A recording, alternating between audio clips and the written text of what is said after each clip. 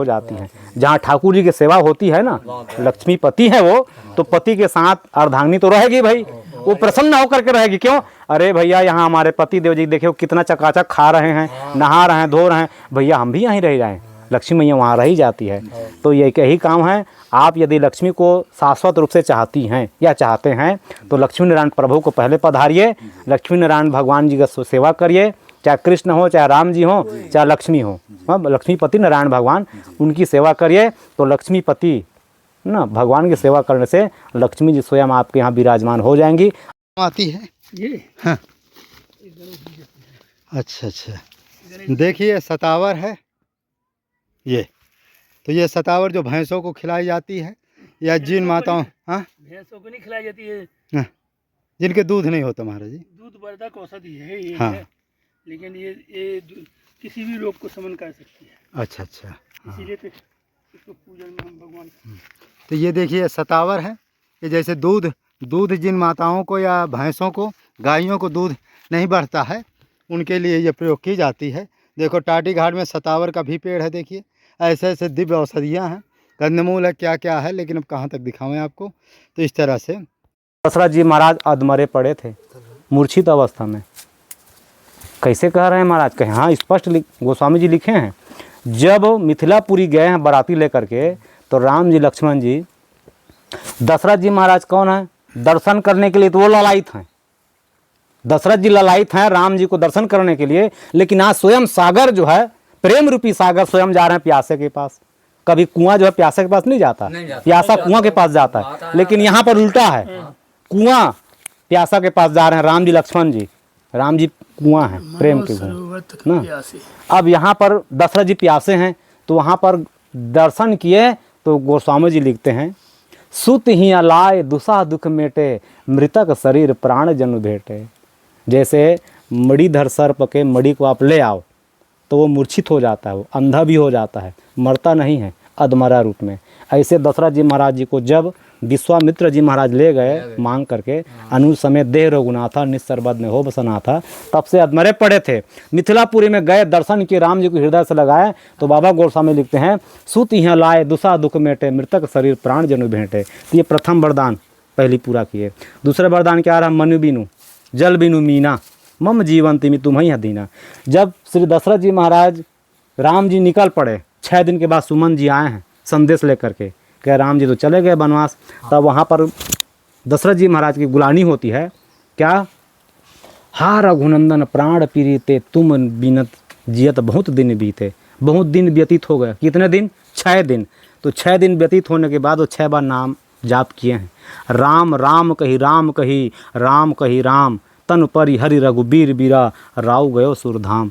तो 6 बार नाम जाप इसलिए किए हैं, खड़ाक्षरी जाप किए वो। और 6 दिन तक दशरथ जी दूर रहे अपने प्रियतम से। तो यहाँ पर जल बिनु मीना, जैसे मछली को आप निकाल दो तो तत्क्षण प्राण त्याग देती है, इसी तरह दशरथ जी महाराज त्याग दिए। लेकिन बीच में क्या कहे सुमन जी को?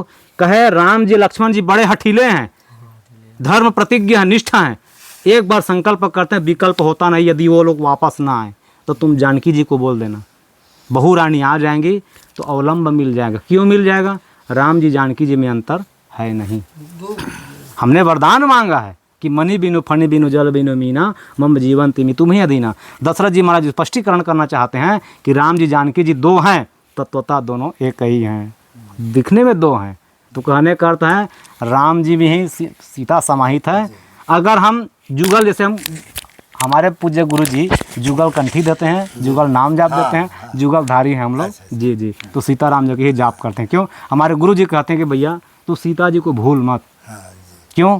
जो त्रिताप है जीवात्मा के अंतर्गण में ना, तो सा कहे से शीतल हो जाती, सीता जी के नाम से ही शीतलता आती है अंदर में।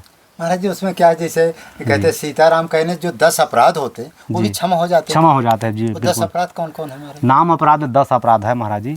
पहली अपराध है, जैसे हम कहीं तीर्थाटन कर रहे हैं, तीर्थाटन में जा करके अपराध क्या करते हैं, गृहस्थ आश्रम में जो रहते हैं उनके लिए, गृहस्थ आश्रम के लिए शारीरिक सहवास कहा गया है। तो तीर्थाटन में आके पहली करना, तो ये पहली अपराध।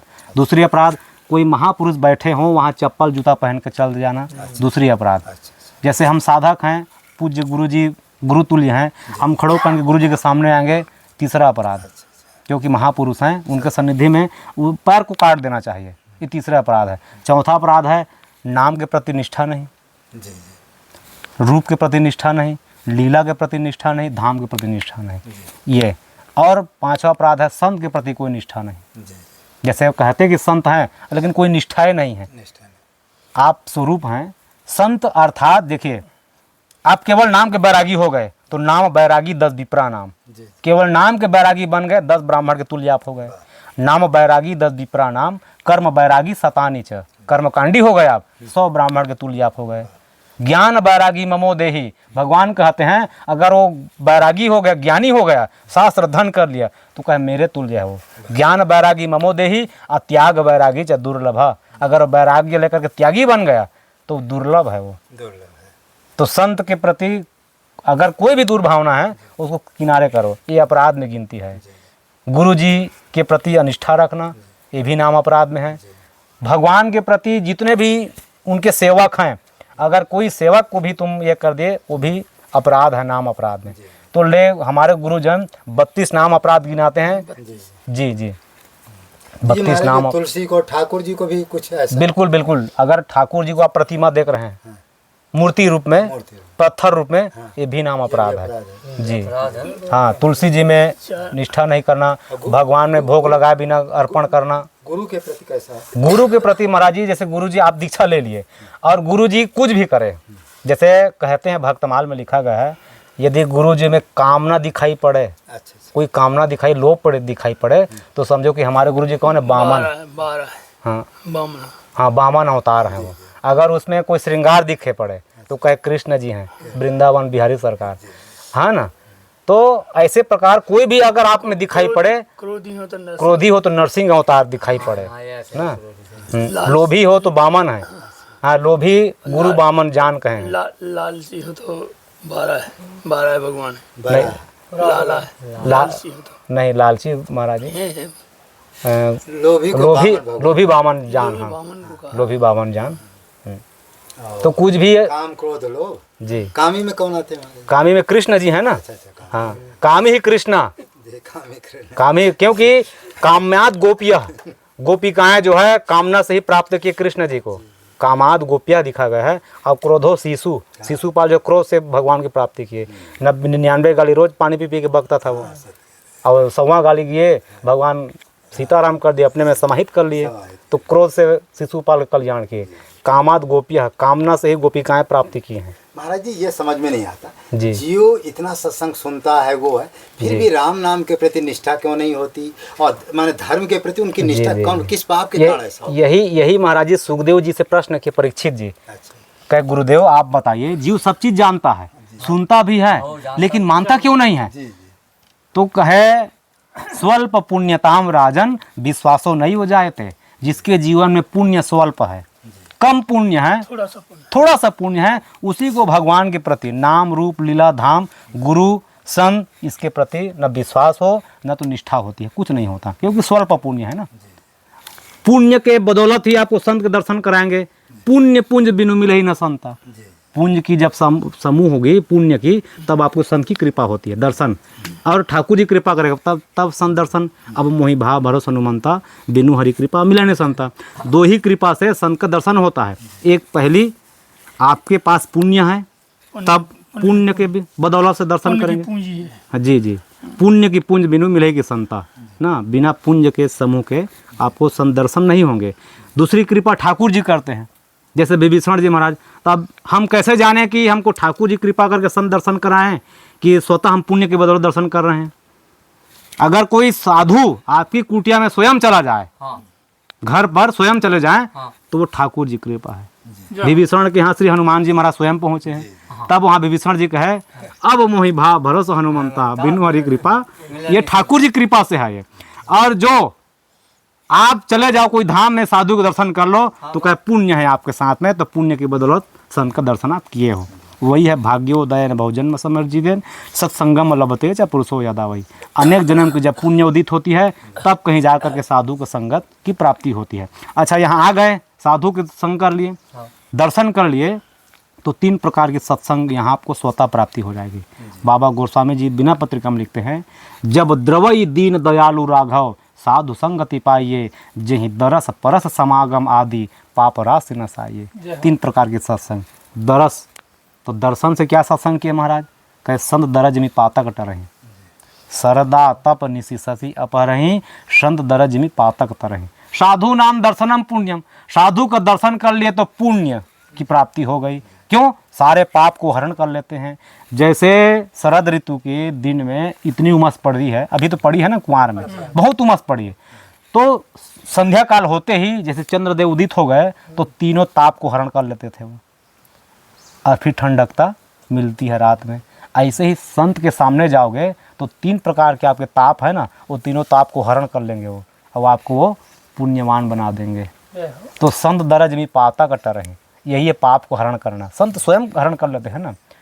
गंगा जी में जाते हैं लोग पाप धोने के लिए, लेकिन साधु लोग उस पाप को ग्रहण करते हैं, उस पाप को प्रयागराज जी स्वयं स्वीकार किए हैं। जब एक बार विक्रमादित्य जी बैठे थे सरजू किनारे में, तब काले घोड़े में बैठ कर गए, काले पुरुष सरजू किनारे में बैठे थे विक्रमादित्य जी, प्रवेश किए प्रयागराज महाराज घोड़े में बैठ करके, और सरजू जी में डुबकी लगाए। वहां से निकले एकदम सादा सफेद कर्पूर गौरम के समान। तो विक्रमादित्य जी पूछे, महाराज आप हैं कौन? कहे भैया हम हैं प्रयागराज, तीर्थों के राजा हैं। अच्छा यहाँ क्यों आते हो? कहे क्या करे भैया, साल भर लोग बाग आते हैं, परिवार गृहस्थी लोग, अब अपने पाप को धुल जाते हैं, और सब पाप को मैं ग्रहण करता हूँ। तब यहाँ क्यों आते हैं? कि पाप यहाँ मैं धोने आता हूँ, सरजू मैया ग्रहण करती हैं। तो कोई संत महापुरुष गंगा जी में जाते हैं तो पाप को स्वयं ग्रहण करते हैं। इसलिए चित्रकूट में भी जी प्रयागराज आते हैं क्या? बिल्कुल, यहाँ सरकार यहाँ स्वयं आए हैं, क्योंकि राम जी कहे कौशल्या मैया को, कहे मैया पिता दिन मोहि कानन राजू, पिताजी मुझे राज्य कहाँ का दिए हैं? कानन माने जंगल का। भरत भाई छोटा है, उसके पास ज़्यादा काम करने का वो सामर्थ्य नहीं है, तो उसको छोटे राजपाट बनाए हैं, छोटे राजा हैं वो, और हमको तो बड़े राजा बना दिए। धरती में जहाँ तक जाओ तहाँ जंगल है, हम सब तरफ के राजा हैं। तो भगवान यहाँ जब विराजे तो सब लोग आए हैं, प्रमाणित है। देखिए उत्तर दिशा में महाराज जी हम लोग विश्राम करते हैं परिक्रमा करके, वहाँ सरजू जी उद्गम है, वहाँ सरजू जी आई हैं। वहाँ पर अयोध्या ना सरकार कहे कि देवी तुम अयोध्यापुरी जाओ, तुम्हारी महिमा वहीं तक की है, यहाँ नहीं है। क्यों? जब रघु महाराज अश्वमेध यज्ञ करा रहे थे, गुरु वशिष्ठ जी कहे कि राजन यहाँ कोई तीर्थ नदी का आवाहन करो। तो कहे क्या किया जाए? कहे चलिए मानसरोवर रघु महाराज गए वशिष्ठ जी के साथ में, और बाण के द्वारा आवाहन किए, तो बाण से उनकी उत्पत्ति हुई है मानसरोवर से। तो सरह जाता इति सरयू, जिसकी उत्पत्ति बाण से हो उसी का नाम सरयू है, सरयू। अब आ गई हो तो उनकी महिमा केवल अयोध्या तक की है। आप बाहर जाओ तो घाघरा नदी में परिवर्तित हो जाती है। लोग जितने वहाँ के आसपास के हैं सब लोग वहीं आते हैं महाराज स्नान करने, क्योंकि वहीं की महिमा वहीं तक की है। और सरजू जी की महिमा कल्पकोटि सहस्राणाम काशी वासस यद फलम तद फलम क्षण मात्रेण कलौ अयोध्यापुरीम, कोटि कल्प काशी बसे मथुरा कल्प हजार, एक निमिष सरयू बसे तुलन तुलसीदास। कह देवी तुम जाओ अयोध्यापुरी, तो आपकी महिमा वहीं तक की है। सेवा में आई थी वो, चली गई। गोदावरी जी आई, उनको भी ठाकुर जी कहे तुम भी जाओ, वो भी चली गई नासिक में। तो जितने तीर्थ रहे महाराज सब लोग आए थे ठाकुर जी की सेवा में, सबको अपनी जगह सबको भेज दिए। तो कहने का अर्थ आता है तीर्थराज भी यहाँ आए हैं। अयोध्यापुरी में स्वयं जाते हैं। कब जाते हैं? जेहि दिन राम जन्म श्रुति गावई, तीर्थ सकल तहाँ चलिया वही। सारा तीर्थ किस दिन? रामनवमी के दिन। भगवान जब प्राकट्य होते हैं उसी दिन स्वयं प्रयागराज जाते हैं और स्नान करते हैं।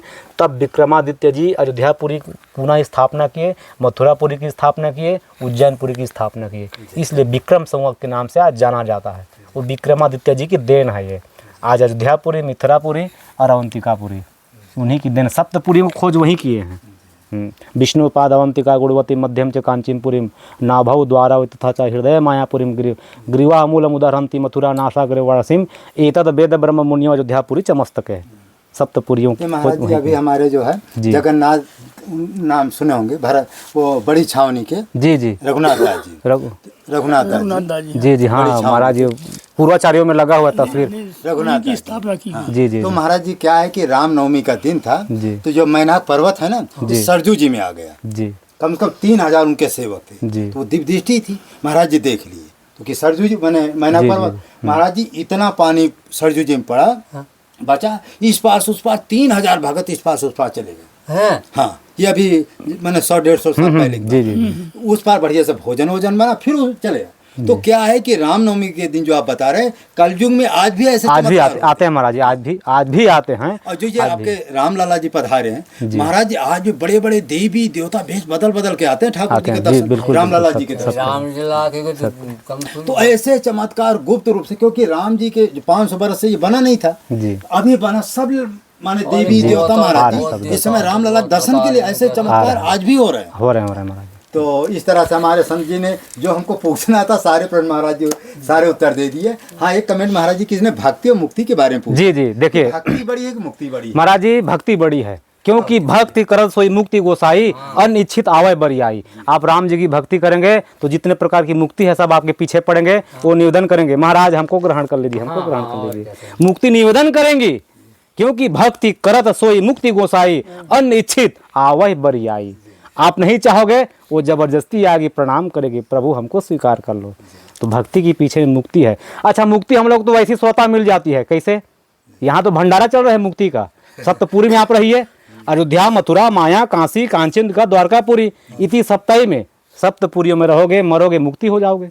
मुक्ति की प्राप्ति सप्तपुरी में हो जाएगी। अच्छा, सरजू जी की अभी चर्चा हो रही थी, तो जाम मज्जन ते बिनहि प्रयासा मम समीप नर पाव वहीं बासा। सामीप्य लोक की प्राप्ति हो जाती है। 4 प्रकार की मुक्ति है, सारूप्य, सालोक्य, सारुज्य और सामीप्य। सबसे कठिन मुक्ति है सामीप्य मुक्ति।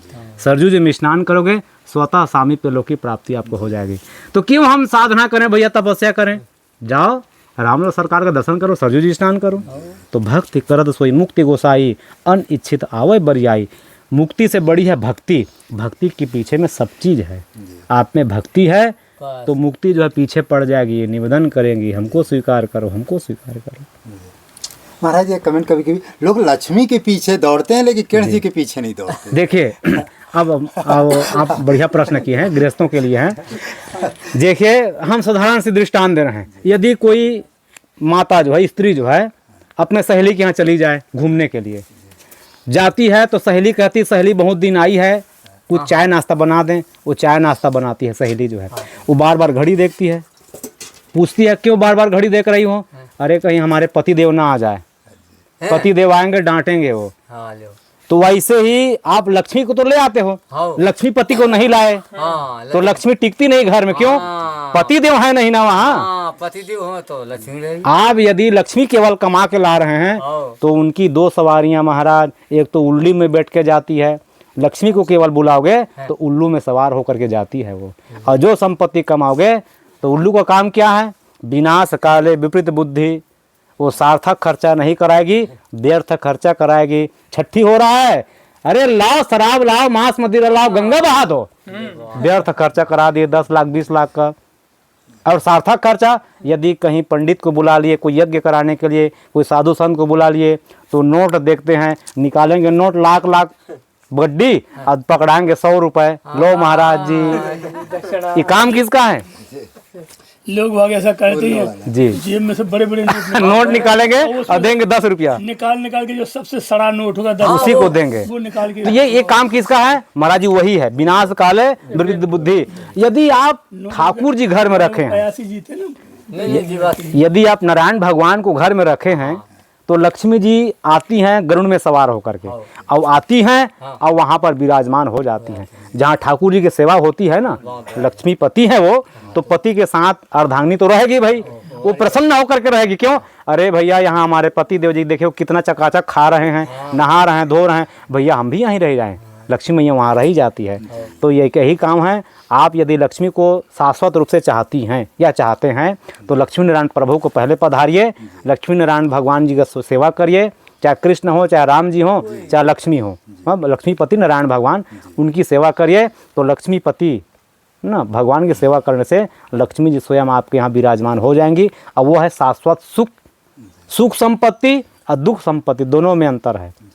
सुख संपत्ति वह है जो सुख प्रदान करे, दुख संपत्ति वह है जो केवल दुख ही दुख दे, दुर्घटना करा दे, कहीं केस लड़ा दे, कहीं बीमारी दे दे, ये दुख संपत्ति है। उसका उपभोग हम लोग नहीं कर सकते। उपभोग किसका करेंगे? सुख संपत्ति का। तो लक्ष्मी लाइए, तो केवल नारायण के साथ में लक्ष्मी लाइए, तो साथ में वो शाश्वत रूप से वो विराजमान घर पर रहेंगे। वो प्रेम से बोले श्री अयोध्यानाथ भगवान की जय, श्री चित्रकूट बिहारी सरकार की जय, श्री सदगुरुदेव भगवान की जय। टाटी घाट महाराज मानो धन प्रसार की जय। परम महाराज जी टाटी घाट जयकार। टाटी घाट नाम कैसे पड़ो ये बताइए। अब गुरु जी बताएंगे, तो कथा हो गया महाराज जी बताएंगे टाटी घाट के बारे में। ये चल तो रही है कोई बार में महाराज श्री बताएंगे टाटी घाट के बारे में, क्योंकि हम अभी बालक हैं, अभी छोटे बालक हैं अभी। अपने बालक है, सही बात है। महाराज जी बताएंगे। नहीं नहीं आप नहीं बता पाएंगे, छोटी बात है। हाँ हाँ हाँ ना, देखिए वो उतने